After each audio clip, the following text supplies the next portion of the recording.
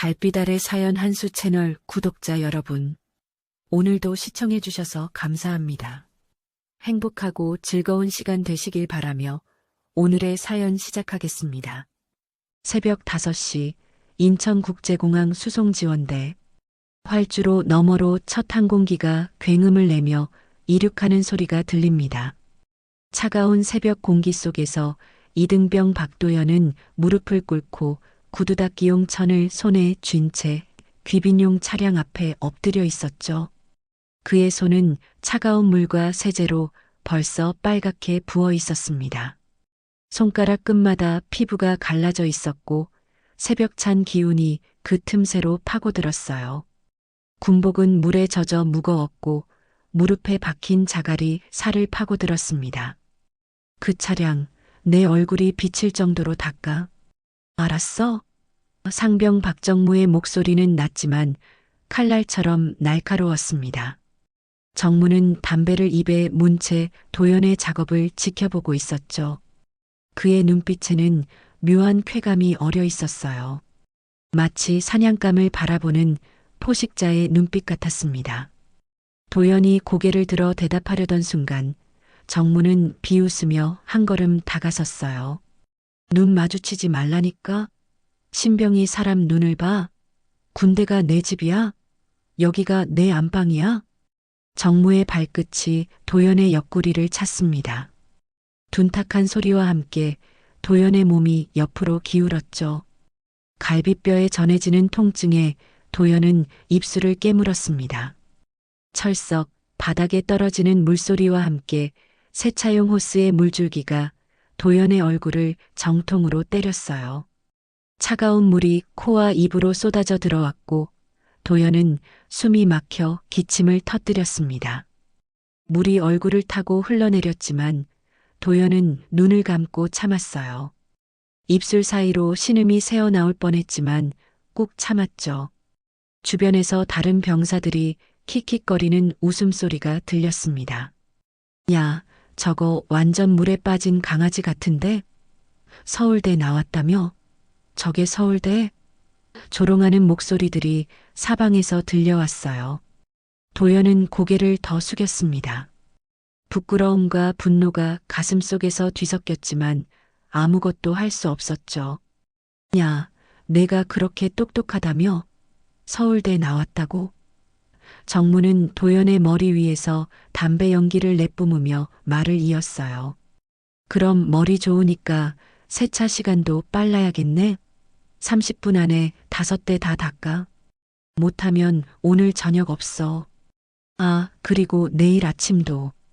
도연의 어깨가 미세하게 떨렸습니다.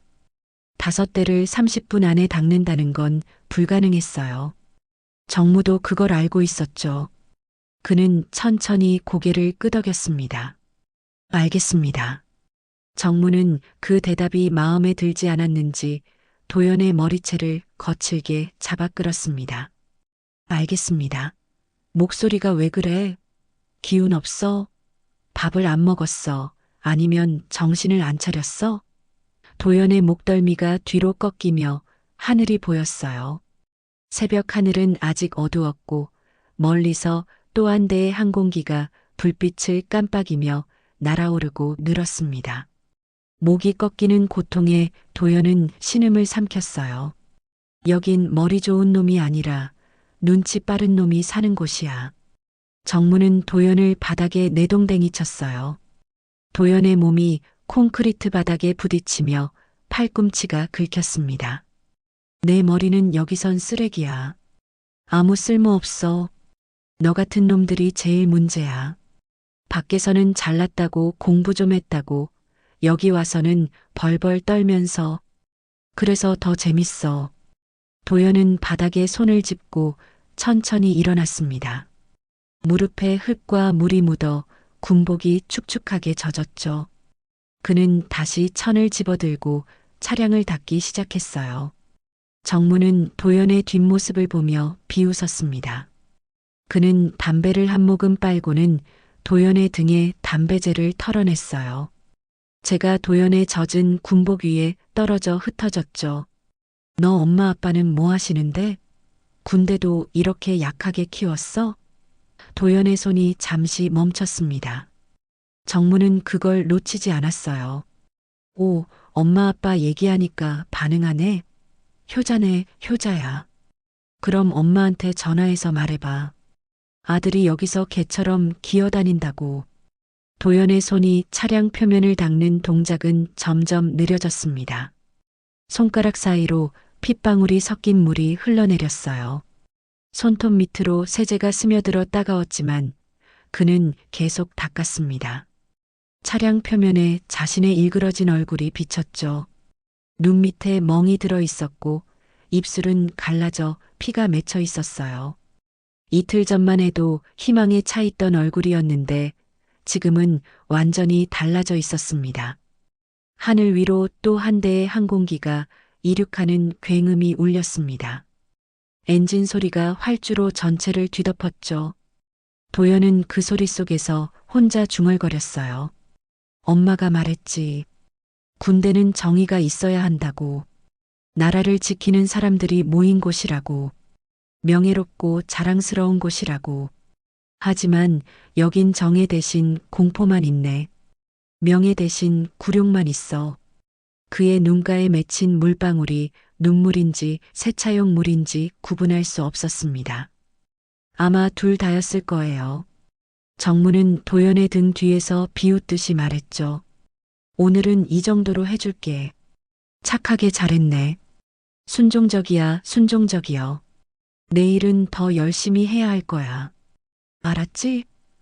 도연은 대답하지 않았습니다. 정무는 그의 어깨를 발로 툭 차며 다시 물었어요. 알았냐고? 귀 먹었어? 알겠습니다.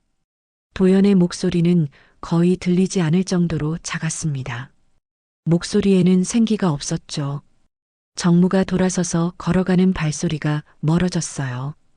도연은 그제야 천을 내려놓고 자신의 손을 바라봤습니다. 손바닥은 물집이 잡혀 있었고 손가락 마디마다 상처가 나 있었죠. 피와 물이 섞여 손목을 타고 흘러내렸습니다. 그는 천천히 주먹을 쥐었어요. 아팠지만 이를 악물고 참았습니다. 활주로 너머로 해가 떠오르기 시작했어요. 붉은 빛이 활주로를 물들였지만 도연의 세계는 여전히 어두웠습니다. 그는 다시 천을 들고 다음 차량으로 기어갔습니다. 무릎이 땅에 끌리며 군복이 더 찢어졌지만 그는 멈추지 않았어요.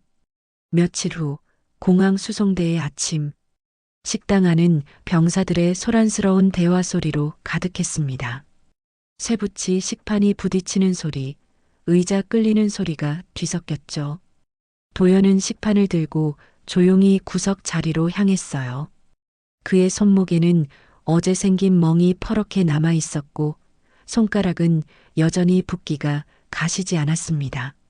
식판 위에는 밥과 국 그리고 반찬 몇 가지가 놓여 있었어요. 야, 신병. 정무의 목소리가 식당 반대편에서 들려왔습니다. 도연의 몸이 순간적으로 굳었어요. 식판을 든 손이 미세하게 떨렸죠. 정무는 천천히 걸어왔습니다. 군화 소리가 바닥을 울렸고 주변 병사들이 하나둘 대화를 멈추고 이쪽을 쳐다봤어요. 정무는 도연 앞에 딱 멈춰섰습니다. 남은 밥 있으면 가져와. 그거 내가 다 먹어. 도연은 식판을 내려다봤습니다. 이미 먹었습니다. 그의 목소리는 떨렸지만 최대한 차분하게 말하려 애썼어요. 정무의 얼굴이 일그러졌습니다. 뭐, 내가 먹었어? 상병 밥을 신병이 먹어. 순간 정무의 손이 번개처럼 움직였습니다. 식판이 허공을 가르며 도연의 가슴에 부딪혔어요. 쨍그랑 식판이 바닥에 떨어지는 소리가 식당 전체에 울렸습니다. 뜨거운 국물이 도연의 군복을 적시며 가슴과 배로 흘러내렸어요. 화끈거리는 열기가 피부를 태우는 것 같았습니다. 도연은 비명을 삼키고 이를 악물었죠.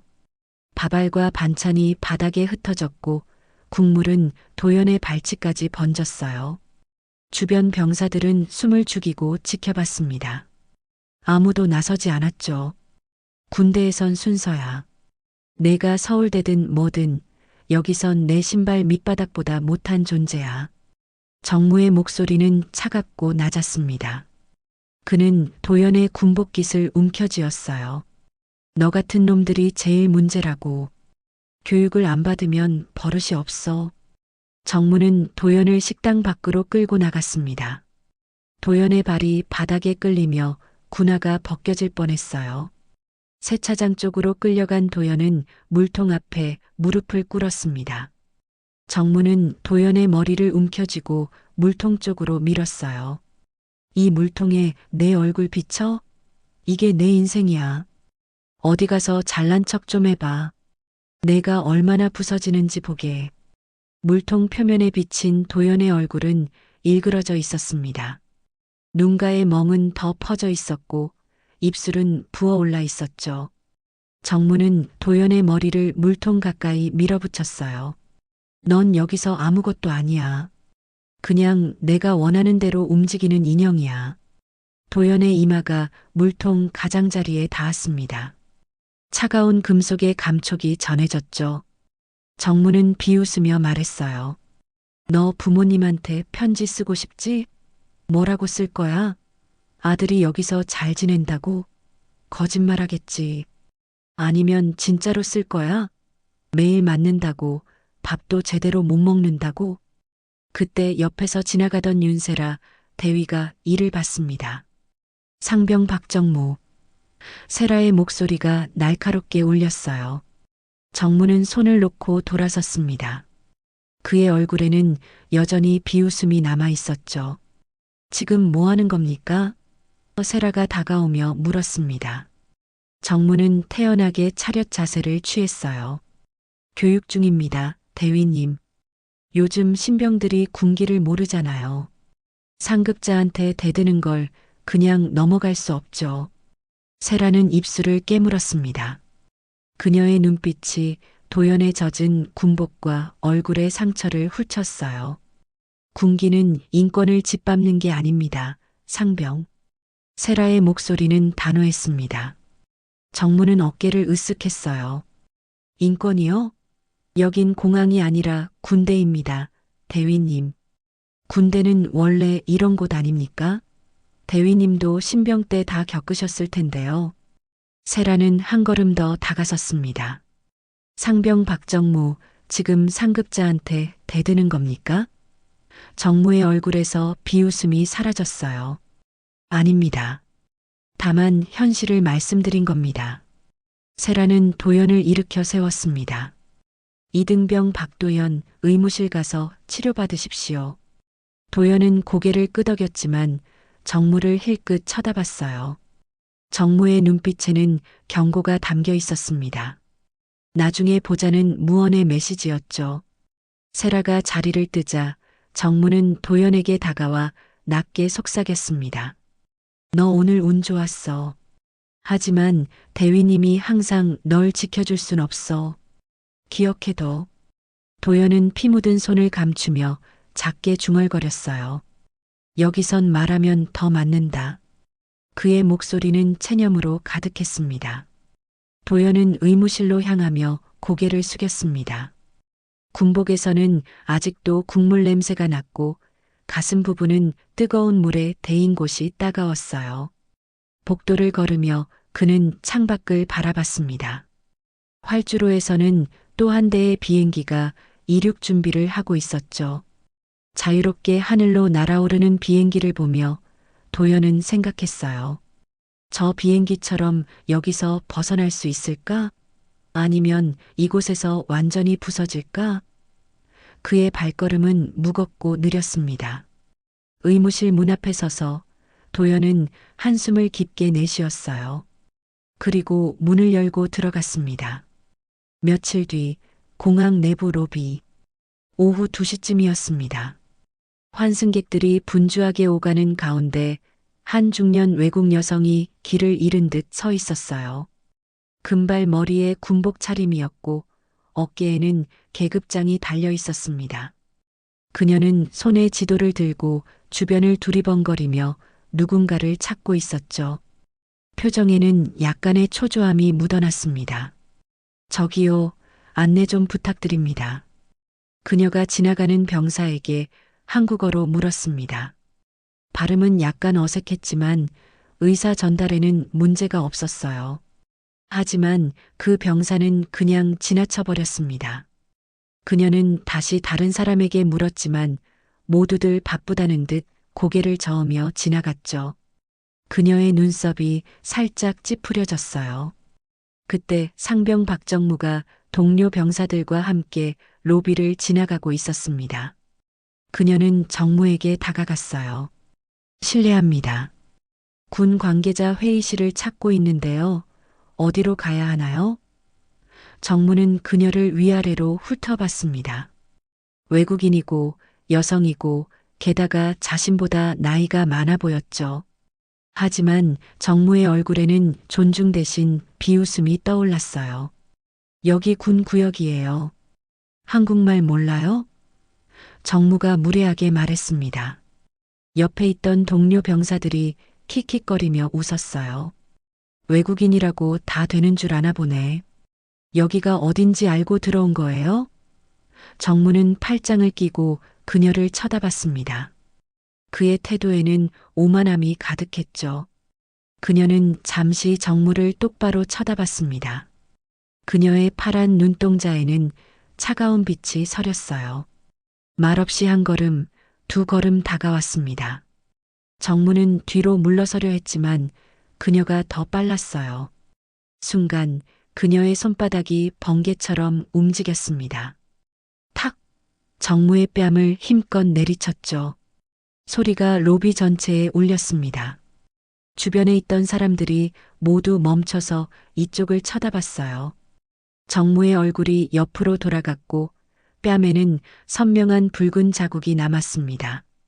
그는 멍하니 서 있었죠. 무슨 일이 일어난 건지 이해하지 못하는 듯 했어요. 동료 병사들도 얼어붙었습니다. 미쳤어요? 정무가 뒤늦게 소리를 질렀습니다. 그의 목소리는 떨렸어요. 내가 누군 줄 알아요. 지금 군인을 때린 거 아시죠? 정무는 뺨을 손으로 감싸며 뒤로 물러섰습니다. 하지만 그녀는 표정 하나 변하지 않았어요. 오히려 한 걸음 더 다가섰죠. 무례한 자에겐 말보다 손이 먼저야. 그녀의 목소리는 낮고 단호했습니다.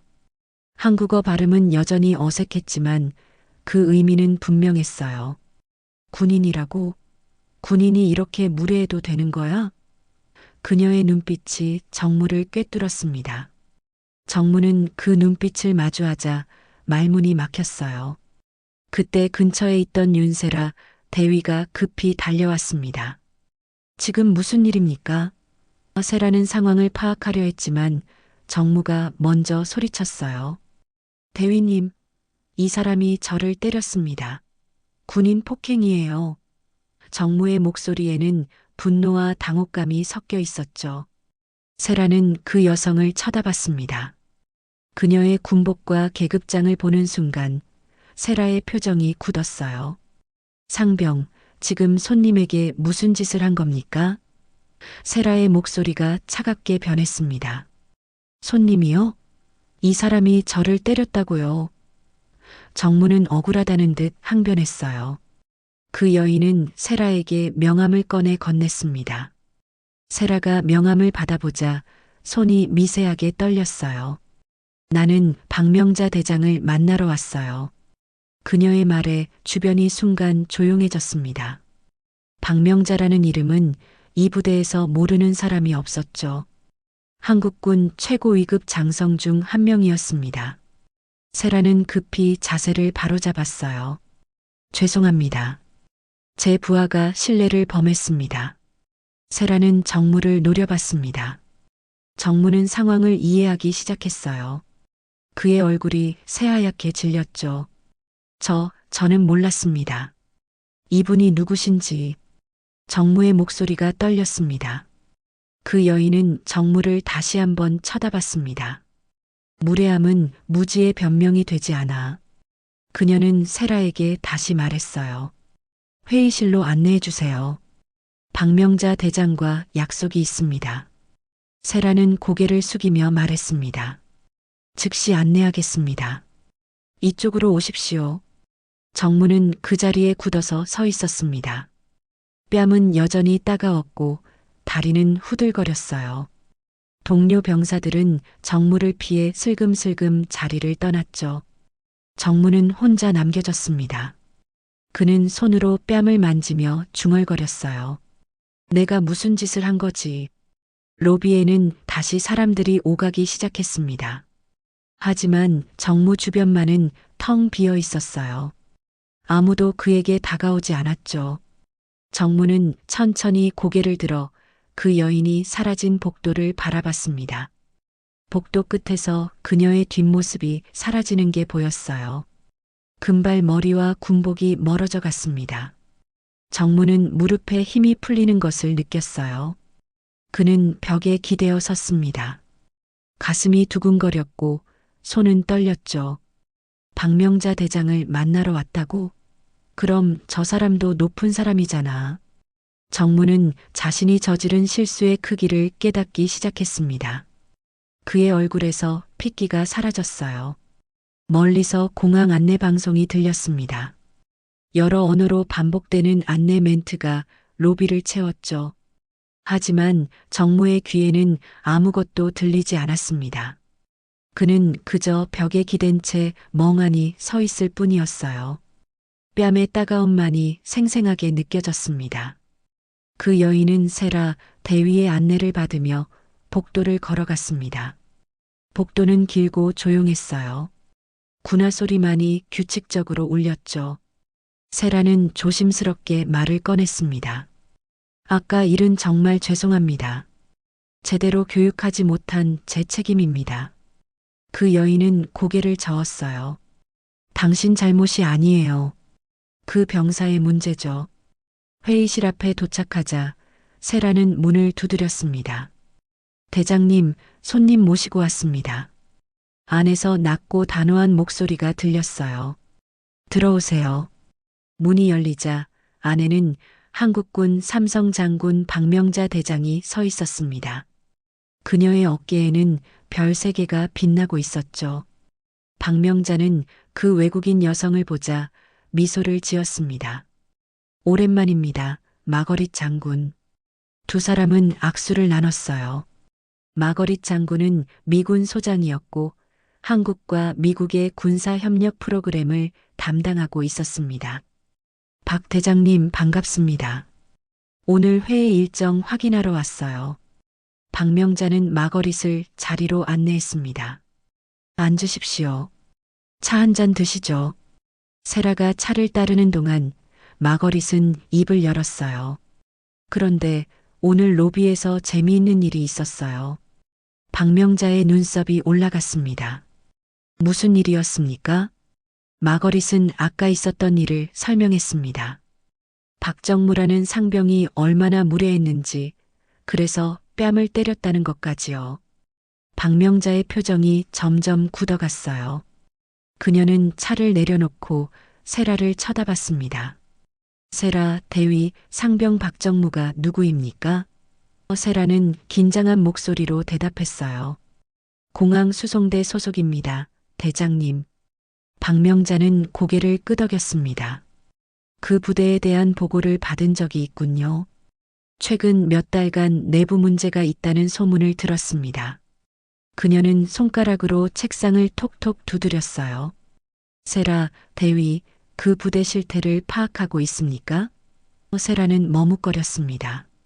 일부는 알고 있습니다. 박명자의 눈빛이 날카로워졌어요.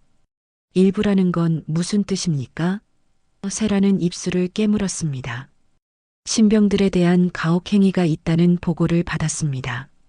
하지만 증거를 확보하기가 어려웠습니다. 박명자는 한숨을 내쉬었어요. 증거요? 오늘 마거릿 장군이 직접 당한 게 증거 아닙니까? 마거릿이 끼어들었습니다. 박 대장님, 제가 당한 건 큰 문제가 아니에요. 하지만 그 병사의 태도를 보니 평소에도 저런 식으로 다른 사람들을 대할 것 같더군요. 박명자는 고개를 끄덕였어요. 맞습니다. 한 명의 태도는 조직 전체의 문화를 반영하죠. 박명자는 자리에서 일어났습니다. 창밖을 바라보며 말했어요. 세라, 대위, 제 조카가 그 부대에 있다는 거 알고 있습니까? 세라의 눈이 커졌습니다. 조카분이요? 박명자는 천천히 돌아섰어요. 이등병 박도현. 그 아이가 제 여동생의 아들입니다. 세라는 숨을 들이켰습니다. 박도현 그 이름을 들은 순간 며칠 전 세차장에서 본 장면이 떠올랐어요. 물에 젖은 채 바닥에 엎드려 있던 도연의 모습, 정무에게 끌려가던 모습이 선명하게 기억났죠. 대장님 혹시 세라가 조심스럽게 물으려 했지만 박명자가 손을 들어 막았습니다. 제 동생이 어제 저녁 전화를 했습니다. 박명자의 목소리가 낮아졌어요. 아들이 며칠째 연락이 안 된다고요. 편지도 오지 않고 전화도 받지 않는다고. 그녀는 책상 위에 놓인 서류를 집어들었습니다. 그래서 제가 직접 조사를 지시했죠. 그리고 오늘 아침 보고서를 받았습니다. 박명자는 서류를 펼쳤어요. 이등병 박도연 입대 후 3주차. 의무실 방문 기록 5회. 타박상, 찰과상, 화상. 그녀의 손이 떨렸습니다. 화상이라니. 어떻게 신병이 화상을 입습니까? 세라는 고개를 숙였어요. 죄송합니다, 대장님. 박명자는 서류를 책상에 내려놓았습니다. 손바닥으로 책상을 쳤어요. 탁! 소리가 회의실에 울렸죠. 죄송하다고요? 세라, 대위, 당신은 그 부대 감독관 아닙니까?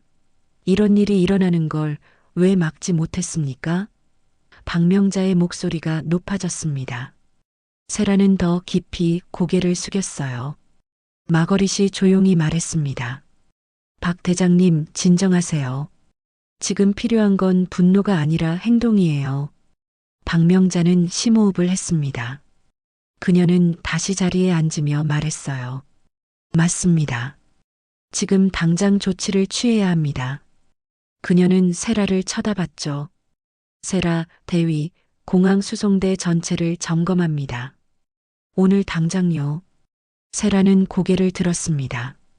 알겠습니다, 대장님. 즉시 준비하겠습니다. 박명자는 고개를 끄덕이며 말했어요.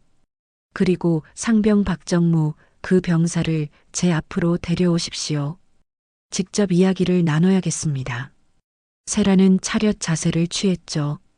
명령 받들겠습니다. 박명자는 창밖을 다시 바라봤습니다. 활주로에서 비행기 한 대가 이륙하고 있었어요. 하늘로 날아오르는 비행기를 보며 그녀는 조용히 중얼거렸습니다. 도연아, 이모가 간다. 조금만 참아라. 그녀의 눈빛에는 결연한 의지가 담겨 있었어요. 마거릿은 차를 한 모금 마시며 말했습니다. 박 대장님 필요하면 제가 도울 수 있어요. 이건 한국군만의 문제가 아니에요. 군대 문화 전체의 문제니까요. 박명자는 고개를 끄덕였습니다. 고맙습니다, 마거릿 장군. 함께 이 문제를 바로잡겠습니다. 회의실 안은 무거운 침묵이 흘렀습니다. 세라는 여전히 자리에 서 있었고 박명자는 서류를 다시 펼쳐 읽고 있었어요. 마거릿은 창밖을 바라보며 생각에 잠겼죠. 3명의 여성 군인, 그들의 마음속에는 같은 다짐이 있었습니다. 이번엔 반드시 바로잡는다. 이틀 후 인천공항 헬기장. 새벽 6시였습니다. 하늘은 아직 어둠이 가시지 않은 회색빛이었고 활주로에는 안개가 자욱하게 깔려 있었어요. 멀리서 헬기 날개가 돌아가는 소리가 들려왔습니다. 둥둥둥 공기를 가르는 날카로운 소리가 점점 가까워졌죠. 공항 수송대 병사들이 헬기장 주변에 도열해 있었습니다. 아무도 무슨 일이 일어날지 몰랐어요. 갑작스러운 집합 명령에 모두들 긴장한 표정이었죠. 정무는 맨 앞줄에 서 있었습니다. 이틀 전 그 사건 이후로 마음이 불안했어요. 손바닥에는 땀이 계속 났고 심장은 빠르게 뛰었죠. 헬기가 착륙했습니다. 강한 바람이 일어나며 주변의 먼지와 낙엽을 휘날렸어요. 병사들은 눈을 가늘게 뜨고 헬기를 바라봤습니다. 헬기 문이 열리고 한 명씩 사람들이 내리기 시작했죠. 첫 번째로 내린 사람은 박명자 대장이었습니다. 그녀의 어깨에 달린 별 3개가 새벽빛을 받아 반짝였어요. 그 뒤를 이어 박해진 중장이 내렸습니다. 별 2개가 어깨를 장식하고 있었죠. 세 번째는 박은숙 소장이었어요. 별 하나가 빛났습니다. 그리고 마지막으로 마거릿 장군이 내렸어요. 4명의 여성 장군이 나란히 섰습니다. 활주로의 바람이 그들의 머리카락을 휘날렸지만 아무도 움직이지 않았어요. 부대장이 급히 달려와 경례를 올렸습니다. 대장님, 무슨 일로 오셨습니까? 그의 목소리는 떨렸어요. 이렇게 많은 고위 장성들이 한꺼번에 오는 건 심상치 않은 일이었죠. 박명자는 천천히 경례를 받으며 말했습니다. 부대 지휘권, 지금부터 내가 인수한다. 부대장의 얼굴이 새하얗게 질렸습니다. 대장님, 이건 군 기강상 절차 위반입니다. 상부 승인 없이는. 박명자가 손을 들어 그의 말을 막았어요. 승인은 이미 받았습니다. 합참의장 직인이 찍힌 명령서가 여기 있습니다. 그녀는 서류 봉투를 꺼내 부대장에게 건넸죠. 부대장은 떨리는 손으로 서류를 펼쳤습니다. 서류에는 분명하게 적혀 있었어요. 인천공항 수송지원대 특별조사 및 지휘권 임시 2양. 그는 입술을 깨물었습니다. 대장님, 저희 부대에 무슨 문제라도.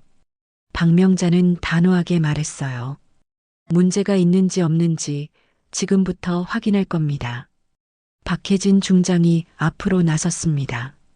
전 병사 즉시 강당 집합. 예외는 없습니다. 그녀의 목소리는 차갑고 명료했어요. 부대장은 고개를 숙이며 말했죠. 알겠습니다. 즉시 전파하겠습니다. 그는 뒤돌아서서 부관에게 소리쳤습니다. 전 병력 강당 집합 5분 안에. 병사들이 우르르 강당으로 향했습니다. 정무는 다른 병사들 사이에 섞여 걸으며 불안감을 느꼈어요. 왜 이렇게 많은 장군들이 온 거지? 설마 나 때문에? 그의 다리가 후들거렸습니다. 강당으로 들어서자 이미 수백 명의 병사들이 자리를 잡고 있었어요. 박명자 대장이 단상에 올랐습니다. 그녀의 눈빛이 강당 전체를 훑었어요. 병사들은 숨소리조차 내지 않았습니다. 침묵이 흘렀죠. 박명자는 천천히 입을 열었습니다. 오늘 이 자리에 온 이유를 말하겠습니다. 그녀의 목소리가 강당 전체에 울렸어요. 군대는 무엇입니까? 박명자가 물었습니다. 아무도 대답하지 않았어요. 군대는 국가를 지키는 조직입니다. 국민을 보호하는 조직이죠. 그런데 여기는 어떻습니까? 약자를 지키는 곳입니까? 아니면 짓밟는 곳입니까? 그녀의 목소리가 점점 높아졌습니다. 최근 몇 달간 이 부대에서 일어난 일들을 보고받았습니다. 박명자는 서류 뭉치를 들어 올렸어요. 신병 구타, 가혹행위, 인격 모독. 이게 군인이 할 짓입니까? 강당이 얼어붙었습니다. 정무는 자리에서 몸을 움츠렸어요. 박해진 중장이 단상에 올랐습니다. 지금부터 조사를 시작합니다.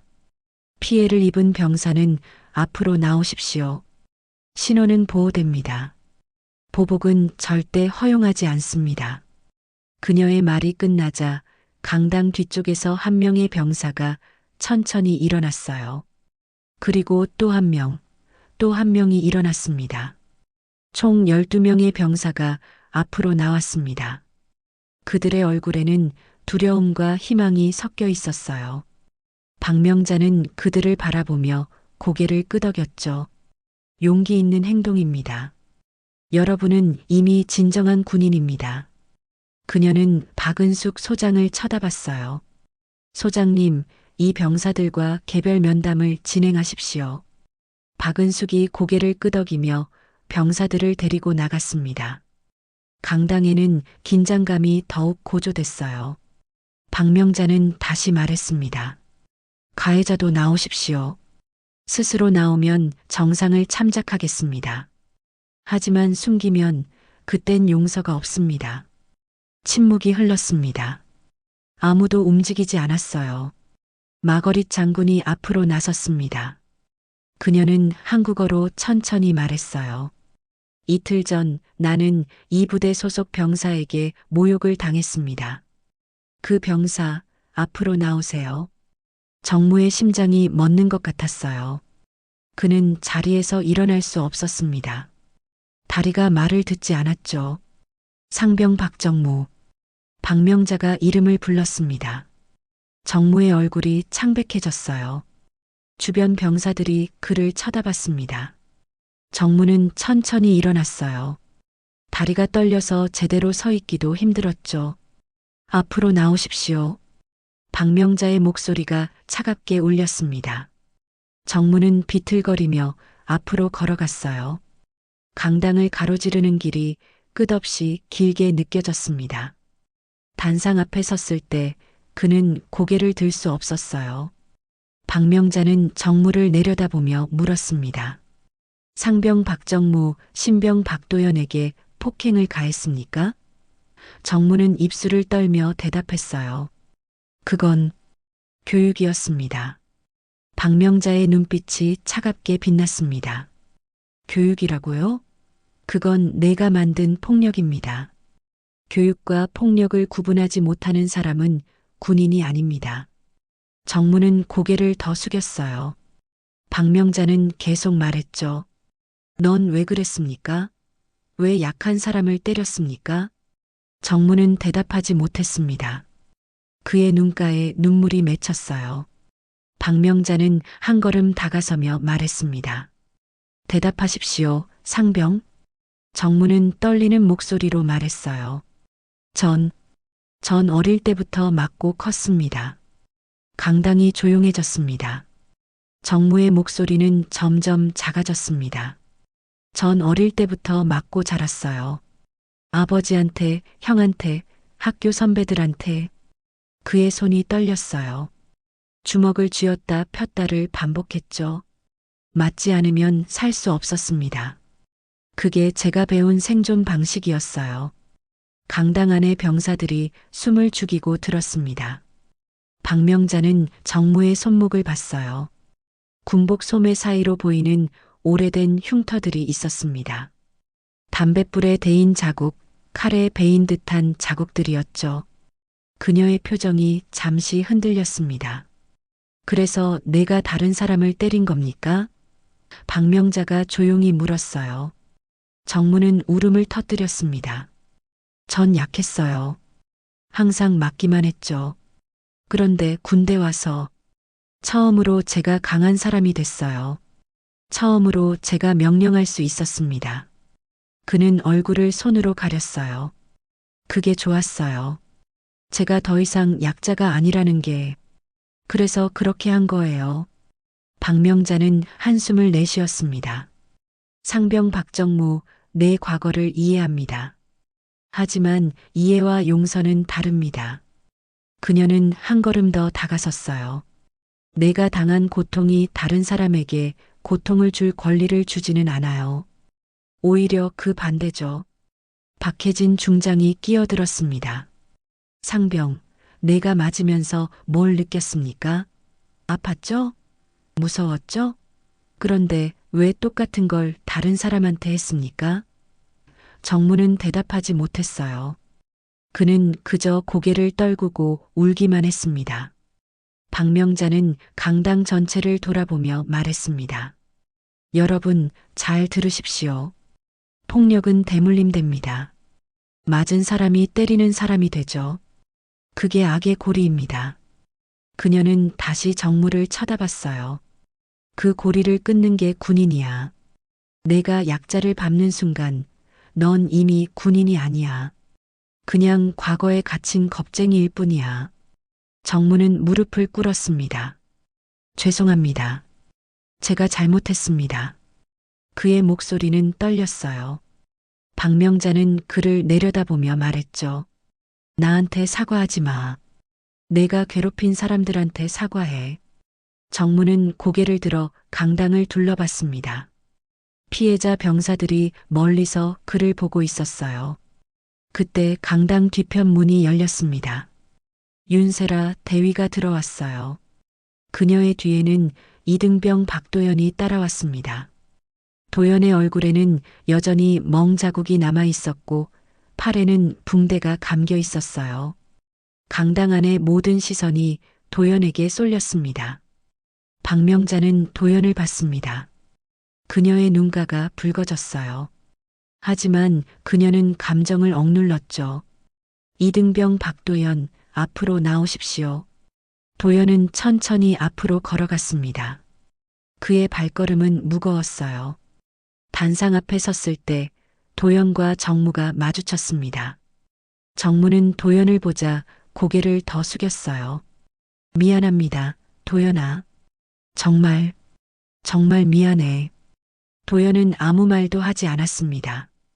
그는 그저 정무를 바라볼 뿐이었죠. 박명자가 도연에게 물었어요.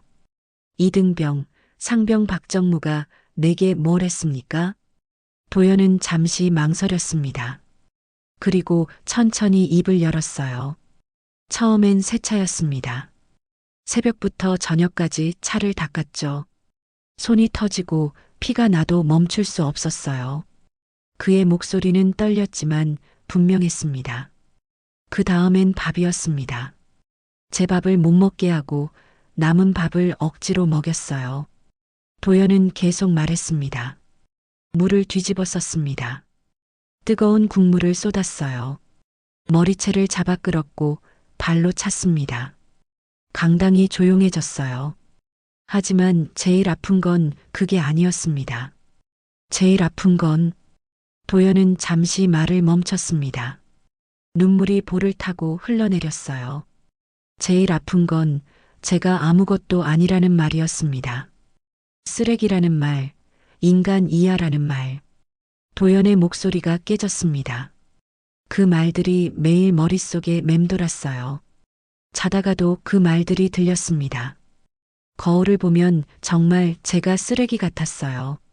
박명자는 도연의 어깨에 손을 올렸습니다. 이등병, 넌 쓰레기가 아니야. 넌 용감한 군인이야. 도연은 고개를 들어 박명자를 봤어요. 그녀의 눈빛에는 따뜻함이 담겨 있었습니다. 도연은 처음으로 안도감을 느꼈죠. 박명자는 강당 전체를 향해 말했습니다. 여러분, 이게 우리가 막아야 할 폭력입니다. 육체적 폭력도 문제지만 정신적 폭력은 더 큰 상처를 남깁니다. 그녀는 목소리를 높였어요. 군대는 사람을 부수는 곳이 아닙니다. 사람을 만드는 곳입니다. 박은숙 소장이 서류를 들고 단상에 올랐습니다. 조사 결과를 보고하겠습니다. 피해 병사 총 12명, 가해 병사 총 5명입니다. 그녀는 명단을 읽기 시작했어요. 상병 박정무, 상병 이재훈, 일병 김민수. 이름이 불릴 때마다 해당 병사들이 일어났습니다. 5명이 단상 앞에 섰습니다. 그들은 모두 고개를 숙이고 있었어요. 박명자는 그들을 차례로 쳐다봤습니다. 너희들은 군법에 따라 처벌받을 것입니다. 하지만 그 전에 그녀는 잠시 말을 멈췄어요. 너희에게 기회를 주겠습니다. 정무가 고개를 들었습니다. 기회요? 박명자는 고개를 끄덕였어요. 피해자들에게 진심으로 사과하고 앞으로 변하겠다는 걸 행동으로 증명하십시오. 그러면 처벌을 일부 감경하겠습니다. 정무의 눈에 희망이 떠올랐죠. 하지만 박명자의 목소리가 차갑게 변했습니다. 다시는 이런 일이 일어나선 안 됩니다. 한 번이라도 더 폭력을 행사하면 그땐 군대를 떠나야 합니다. 명심하십시오. 5명은 일제히 경례를 올렸어요. 명심하겠습니다. 박명자는 다시 도연을 쳐다봤습니다. 그녀의 눈빛이 부드러워졌어요. 이등병 박도연, 내가 여기서 버텨준 걸 자랑스럽게 생각한다. 도연은 눈물을 닦으며 말했습니다. 감사합니다, 대장님. 그때 박명자가 마지막 말을 했습니다. 그리고 한 가지 더 알려주겠습니다. 강당이 다시 조용해졌어요. 박명자는 도연을 향해 걸어갔습니다. 그녀는 도연 앞에 서서 말했죠. 이 병사는 내 조카입니다. 강당이 술렁였습니다. 정무는 그 말에 얼어붙었습니다. 조카라고요? 박명자는 고개를 끄덕이며 정무를 쳐다봤어요. 그렇습니다. 박도연은 내 여동생의 아들이야. 넌 내가 누구를 때린 건지 알고 있었습니까? 정무는 말문이 막혔습니다. 그는 그 자리에 주저앉을 뻔했죠. 박명자는 차갑게 말했습니다. 하지만 그게 중요한 게 아니야. 도연이 내 조카든 아니든 모든 병사는 보호받아야 해. 이해했습니까? 정무는 떨리는 목소리로 대답했어요. 이해했습니다. 박명자는 마지막으로 말했죠. 그럼 끝났습니다.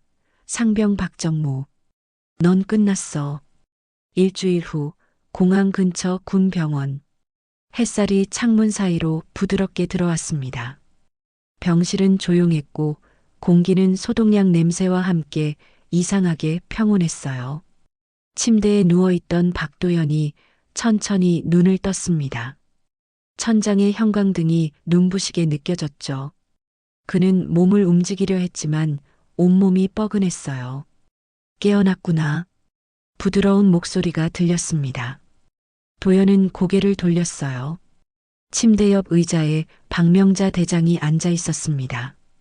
군복이 아닌 평상복 차림이었죠. 그녀의 얼굴에는 피곤함이 역력했지만 눈빛은 따뜻했어요. 이모. 도연의 목소리는 쉬어 있었습니다. 박명자는 물잔을 들어 도연의 입에 대주었습니다. 천천히 마셔. 일주일 동안 제대로 못 먹었잖아. 도연은 물을 조금씩 마셨어요. 목이 타는 것 같았지만 물이 넘어가자 조금 나아졌습니다. 제가 얼마나 여기 있었어요? 도연이 물었죠. 닷새야. 탈진과 영양실조, 그리고 스트레스성 위염이었어. 박명자는 도연의 손을 잡았습니다. 그의 손은 여전히 상처투성이었어요. 손톱 밑은 검게 멍들어 있었고 손가락 마디에는 굳은 살이 박혀 있었죠. 이모가 늦어서 미안해. 진작 알았어야 했는데. 도연은 고개를 저었습니다. 아니에요, 이모. 제가 연락을 안 한 거예요. 엄마한테도 말 안 했죠. 그는 천장을 바라보며 말을 이었어요. 말하면 더 약해질 것 같았어요.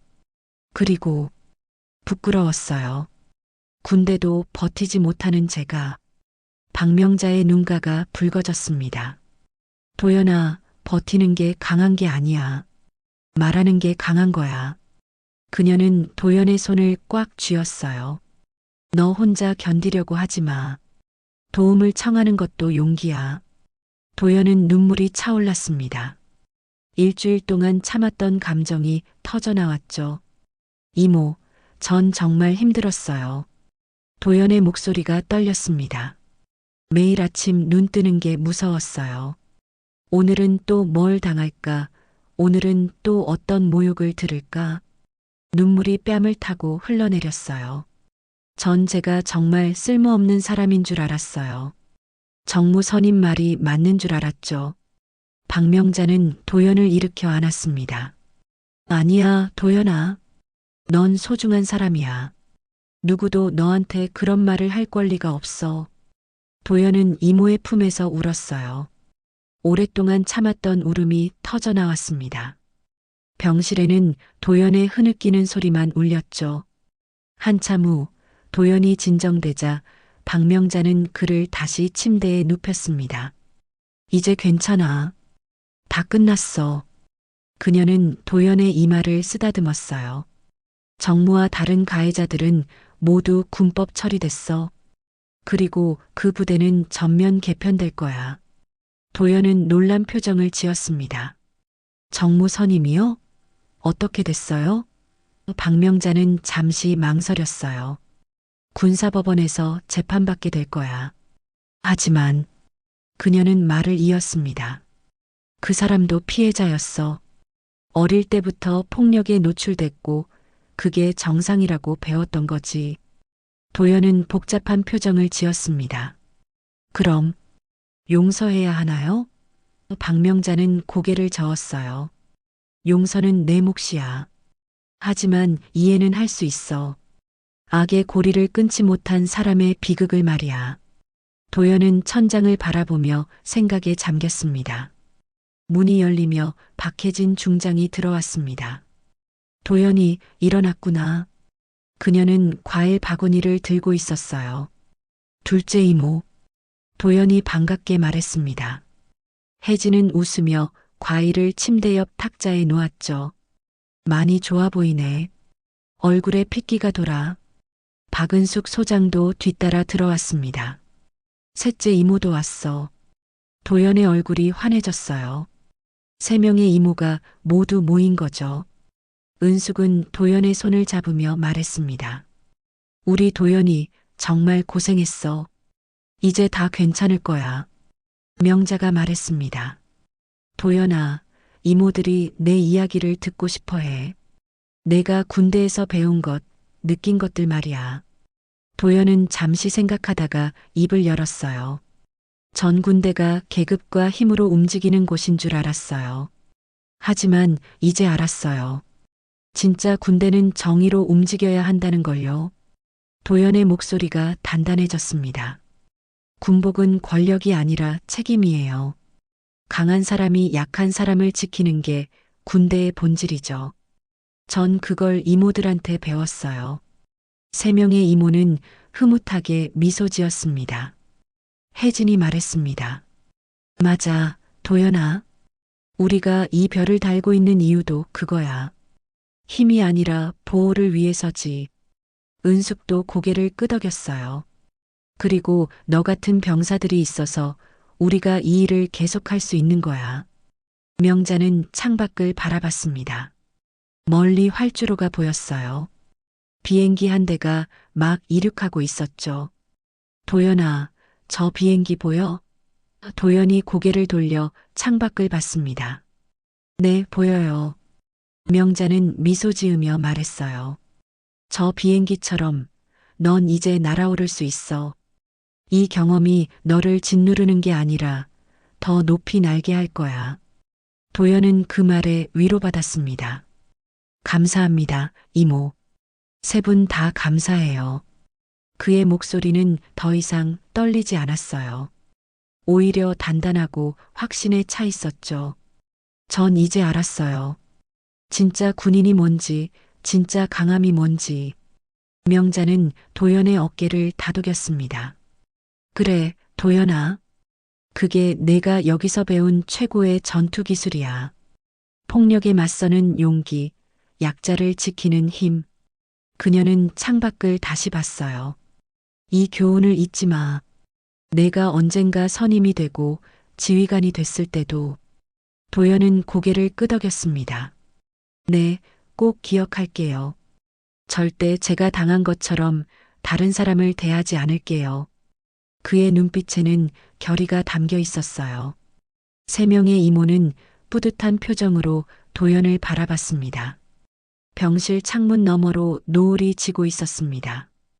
붉은 빛이 활주로를 물들였고 비행기들이 하늘로 날아올랐죠. 도연은 그 풍경을 바라보며 생각했어요. 이제 시작이야. 진짜 군인이 되는 여정의 시작. 그의 가슴 속에는 새로운 희망이 싹트고 있었습니다. 명자는 일어서며 말했습니다. 이제 좀 쉬어.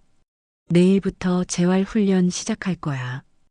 도연은 웃으며 대답했어요. 네, 준비됐어요.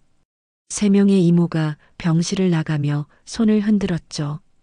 도연도 손을 흔들며 작별 인사를 했습니다. 혼자 남은 도연은 다시 창밖을 바라봤습니다. 별들이 하나둘 떠오르고 있었어요. 그는 조용히 중얼거렸습니다. 감사합니다. 저를 지켜주셔서. 그리고 눈을 감았죠. 이번엔 악몽이 아니라 평화로운 꿈을 꿀 수 있을 것 같았습니다. 2달 후 인천공항 수송지원대 정문. 아침 8시였습니다. 겨울 햇살이 차갑지만 밝게 부대를 비추고 있었어요. 정문 앞에는 신병 교육을 마친 병사들이 도열해 있었습니다. 그 중에는 박도연도 있었죠. 그의 얼굴에는 더 이상 멍이 없었고 자세는 당당했어요. 부대는 완전히 달라져 있었습니다. 새로운 부대장이 부임했고 간부들도 대부분 교체됐죠. 무엇보다 분위기가 달랐어요. 예전처럼 긴장과 공포가 아니라 존중과 신뢰가 흐르는 곳이 됐습니다. 도연은 그 변화를 온몸으로 느끼고 있었어요. 전 병력, 차렷, 새로 부임한 윤세라 소령의 목소리가 울렸습니다. 그녀는 대위에서 진급해 부대장이 됐어요. 병사들이 일제히 차렷 자세를 취했죠. 세라는 병사들 앞을 천천히 걸으며 말했습니다. 여러분, 오늘은 특별한 날입니다. 여러분 중 일부는 선임이 되고 일부는 다른 부대로 전출됩니다. 도연은 가슴이 두근거렸어요. 그는 오늘 일병으로 진급하는 날이었습니다. 2달이라는 짧은 시간이었지만 그에게는 평생처럼 느껴졌죠. 세라가 도연 앞에 멈춰 섰습니다. 이등병 박도연 앞으로. 도연은 한 걸음 앞으로 나갔어요. 박도연 이등병은 오늘부로 일병으로 진급합니다. 세라가 새 계급장을 도연의 어깨에 달아주었어요. 도연은 경례를 올렸습니다. 감사합니다. 그의 목소리는 힘차고 분명했죠. 주변 병사들이 박수를 쳤습니다. 도연은 가슴이 벅차올랐어요. 진급식이 끝나고 세라는 도연을 따로 불렀습니다. 일병 박도연, 잠깐 이야기 좀 하자. 둘은 부대 뒤편 벤치에 앉았어요. 겨울바람이 차가웠지만 햇살은 따뜻했습니다. 세라는 도연을 보며 말했죠. 많이 성장했구나. 2달 전과는 완전히 다른 사람 같아. 도연은 웃으며 대답했습니다. 그때는 정말 힘들었어요. 하지만 이제는 그 경험이 저를 강하게 만든 것 같아요. 세라는 고개를 끄덕였어요. 그래, 고통은 우리를 부수기도 하지만 단련시키기도 하지. 중요한 건 그걸 어떻게 받아들이느냐야. 소령님, 도연이 조심스럽게 물었습니다. 정무선임은 어떻게 됐어요? 세라는 잠시 망설이다가 말했어요. 군사법원에서 징역 6개월, 집행유예 1년을 선고받았어. 그리고 군에서 전역 조치됐지. 도연은 복잡한 표정을 지었습니다. 그 사람도 피해자였다는 거 이해해. 세라가 말을 이었어요. 하지만 그게 가해자가 될 이유는 안 돼. 우리는 과거의 희생자지만 현재의 가해자가 되어선 안 돼. 도연은 고개를 끄덕였습니다. 네, 알겠습니다. 저도 앞으로 절대 그런 사람이 되지 않을게요. 세라는 도연의 어깨를 두드렸습니다. 넌 좋은 군인이 될 거야. 아니, 이미 좋은 군인이야. 도연은 그 말에 미소 지었어요. 감사합니다, 소령님. 소령님이 그때 저를 도와주지 않았다면 전 버티지 못했을 거예요. 아니야, 도연아. 세라가 고개를 저었습니다. 내가 스스로 버텼어. 나는 그냥 내 옆에 있었을 뿐이야.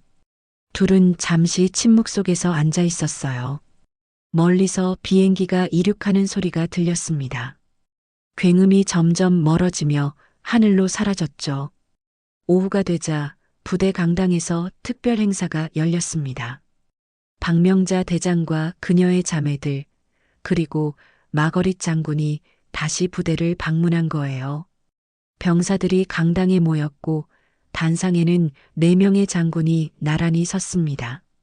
그들의 어깨에 달린 별들이 조명을 받아 반짝였어요. 명자가 마이크 앞에 섰습니다. 오늘 이 자리에 다시 온 이유는 여러분께 감사 인사를 드리기 위해서입니다. 그녀의 목소리가 강당에 울렸어요. 2달 전 이 부대는 어둠 속에 있었습니다. 하지만 지금은 빛이 들어왔죠. 그건 여러분 한 명 한 명이 변화를 받아들였기 때문입니다. 도연은 단상 위 이모를 바라봤습니다. 그녀의 눈빛은 자랑스러움으로 가득했어요. 명자는 계속 말했습니다. 군복은 권력이 아닙니다. 군복은 책임입니다. 우리는 국민을 위해 존재하고 약자를 보호하기 위해 존재합니다. 병사들이 숨죽이며 들었어요. 제가 오늘 여러분께 하고 싶은 말은 이겁니다. 명자는 잠시 멈췄다가 말을 이었어요. 여러분 한 명 한 명이 소중합니다. 계급이 낮다고 경험이 적다고 무시받아선 안 됩니다. 모든 군인은 동등한 존엄을 가지고 있습니다. 강당이 조용해졌죠. 혜진 중장이 마이크를 이어받았습니다. 앞으로 여러분이 선임이 되고 간부가 되고 지휘관이 됐을 때를 생각해 보십시오. 그녀의 목소리는 단호했어요. 그때 여러분은 어떤 선택을 할 겁니까? 과거의 악습을 따를 겁니까? 아니면 새로운 문화를 만들 겁니까? 은숙 소장도 앞으로 나섰습니다. 변화는 위에서만 오지 않습니다. 여러분 한 명 한 명의 선택이 모여 조직을 바꿉니다. 그녀는 병사들을 둘러봤어요. 여러분이 바로 그 변화의 주인공입니다. 마거릿 장군이 마지막으로 말했습니다. 어눌한 한국어였지만 진심이 담겨 있었어요. 나는 미국 군인입니다. 하지만 군인의 가치는 국경을 넘어 같아요. 정의, 명예, 책임. 이것이 우리를 하나로 만듭니다. 병사들이 박수를 쳤습니다. 행사가 끝나고 명자는 도연을 불렀습니다. 도연아, 잠깐 나와봐. 둘은 강당 밖으로 나왔어요. 활주로가 보이는 곳에 섰죠. 명자는 도연을 안으며 말했습니다. 자랑스럽다, 도연아. 정말 자랑스러워. 도연은 이모의 품에서 눈물을 흘렸습니다. 이모, 이제 괜찮아요. 정말 괜찮아요. 명자는 도연의 등을 쓰다듬었어요. 알아, 도연아. 내 눈빛이 말해주고 있어. 둘은 한참을 그렇게 서 있었습니다. 해가 기울기 시작했습니다. 활주로에는 붉은 노을이 깔렸고 비행기들이 하나둘 이륙하고 있었어요. 명자는 하늘을 가리키며 말했죠. 저 비행기들 봐. 다들 자기 목적지를 향해 날아가고 있어. 너도 마찬가지야. 내 목적지를 향해 날아가는 거야. 도연은 하늘을 올려다봤습니다. 비행기가 구름 속으로 사라지는 게 보였어요. 그는 깊게 숨을 들이쉬며 말했습니다. 네, 이모. 전 이제 날 준비가 됐어요. 명자는 미소 지으며 도연의 머리를 쓰다듬었습니다. 부대 정문 앞으로 돌아왔을 때 신병들이 도연을 기다리고 있었습니다. 그들은 도연을 보며 다가왔어요. 선임님, 저희한테 조언 좀 해주세요. 한 신병이 말했습니다. 도연은 잠시 생각하다가 입을 열었어요. 군복은 권력이 아니라 책임이에요. 도연의 목소리는 단단했습니다. 우린 국민을 위해 존재해야 합니다. 약자를 지키고 정의를 실천하는 사람들이 되어야 해요. 신병들이 고개를 끄덕였죠. 그리고 절대 잊지 마세요. 여러분 한 명 한 명이 소중하다는 것을요. 그의 뒤로 4명의 장군이 천천히 걸어왔습니다. 별빛이 그들의 어깨 위에서 반짝였어요. 명자는 하늘을 향해 경례하며 말했습니다. 별은 하늘에만 있지 않다. 정의로 선 이 땅에도 있다. 그녀의 목소리가 활주로 너머까지 울렸습니다. 도연도 경례를 올렸습니다. 그의 옆에 선 병사들도 모두 경례를 올렸어요. 석양이 그들을 비추며 길게 그림자를 만들었죠. 활주로에서는 또 한 대의 비행기가 굉음과 함께 하늘로 날아올랐습니다. 그 소리가 멀어지며 평화가 찾아왔어요. 도연은 생각했습니다. 이게 시작이야. 진정한 군인으로서의 시작. 그는 앞을 바라봤어요. 앞으로 가야 할 길이 보였습니다. 험난할 수도 있지만 그는 더 이상 두렵지 않았죠. 이모들이 보여준 용기, 동료들이 보여준 연대, 그리고 자신이 찾은 신념이 있었으니까요. 하늘의 별들이 하나둘 떠오르기 시작했습니다. 도연은 그 별들을 올려다보며 조용히 중얼거렸어요. 감사합니다. 저에게 다시 날 수 있는 힘을 주셔서. 그리고 그는 동료들과 함께 부대로 돌아갔습니다. 내일을 향해, 새로운 시작을 향해.